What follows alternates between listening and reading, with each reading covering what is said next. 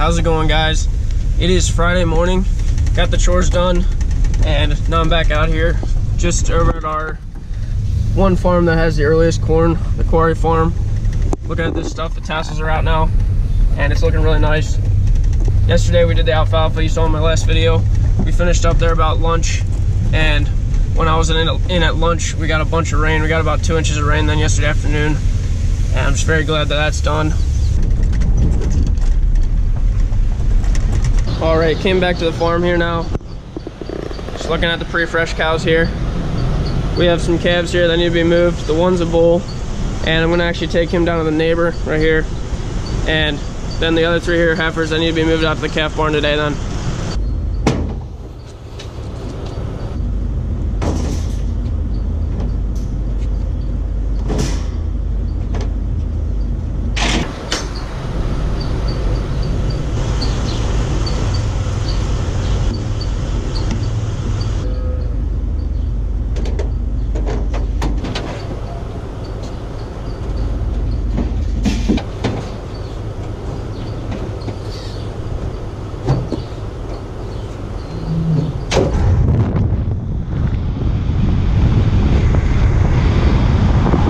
Dropped the calf off, now I'm headed back home. All right, so Dad was working at scraping the heifer and dry cow barns out, and he's finishing up with that. So now what we're gonna do is get these heifers caught. We have some pink eye issues right now, and it's something we used to not deal with much, but recently, the last couple of years, we've had a lot of pink eye. So we're gonna go through and treat them all, see if we can't knock it out.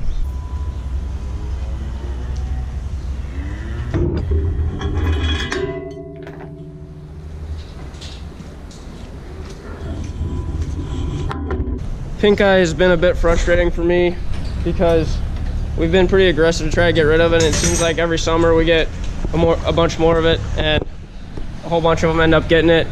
And so it's important to get rid of because they can actually lose their sight. And so we've been spraying it. We had a sprayer we were putting on that was helping and not doing the best. So we talked to our vet, and he said, try this. These tubes are what we use to treat mastitis, which is an infection cows will get in their udder. So we'll put this right up into the udder, and it'll kill off mastitis, and that same antibiotic will work for pink eye apparently. And so he said try that on these and see if it doesn't help more.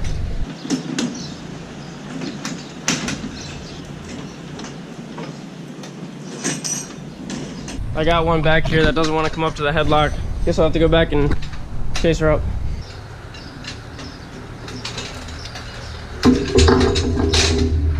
I went through and treated a whole bunch of these here, and now I let them loose. We'll keep doing that for a couple days in a row, and hopefully that knocks it out. Heading up to the calf barn now. Dad's gonna bring some wood shavings up. On hot days like this, cooling is really important for the cows. It's quite a bit more comfortable in this barn than it is outside. The shade helps, but then we got the fans, and then in front of the fans we actually have misters, and so you can see that right in front of the fan there. They turn on automatically. Once the temperature gets to a certain point, it starts cycling on, and then as it gets hotter, they'll run more often. And it basically feels like an air conditioner when them things are running. It feels really good. It's just a really fine mist in front of the fan. So that helps quite a bit with the comfort.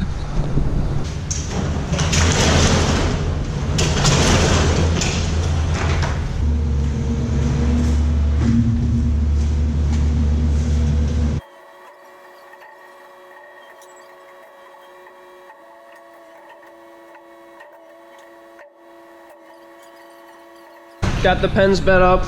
Basically the rule is to bed them up before they need bedding. We want to definitely keep them dry at all times, especially the youngest calves. And I got 3 more I want to move out, so Dad's gonna get a little bit more shavings and dump it in here yet.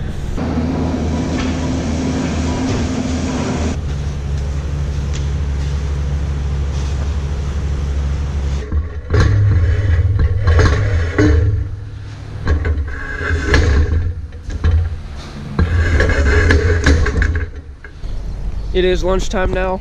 Just went and got myself a sub. Brought a scoop of bedding out here to the freestall barn. The milkers have pens 1 and 2 out of here, so we're ready for bedding.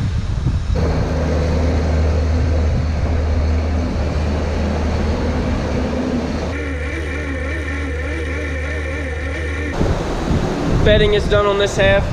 I got about an hour until the other side will be ready to bed, and between now and then I want to move those 3 calves out and cut the bunker back.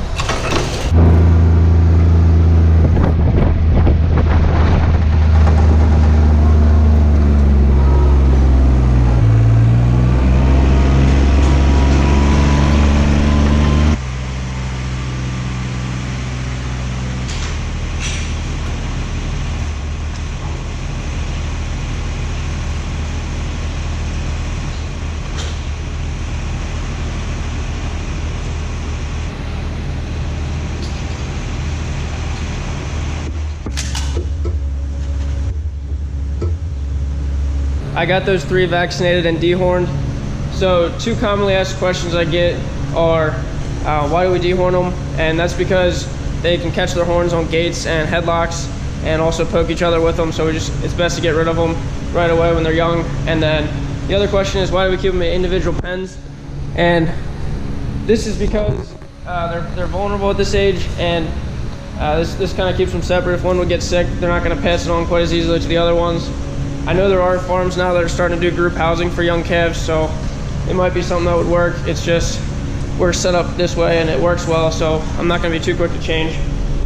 What we do is we keep them in individual pens, and then once we wean them at 8 weeks, which is about this size, then we'll take those dividers out and they'll be with 2 other calves.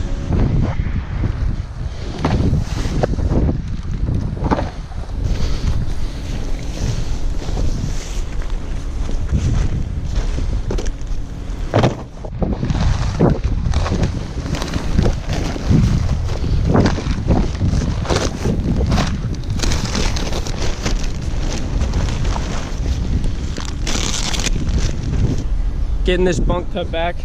We had been finding a little bit of mold on the top here at the beginning of the bunk, but now as we're getting back farther here, it's starting to clear up, which I'm thankful for. And actually, as we've been cutting it back, I've been finding some other things in here, more positive rather than mold. Whoa, found one right here. I guess what happens is, as it ferments, the corn, some of the sugars kind of work to one place, and it's what you call high fructose corn syrup right here. Dad's gonna finish up the bedding, and I have a little bit of time here. I'm gonna actually mow my yard. Mowed my yard. Now all I gotta do yet is mix feed for the cows. Dried up another cow. We're gonna chase her down to the dry cow barn.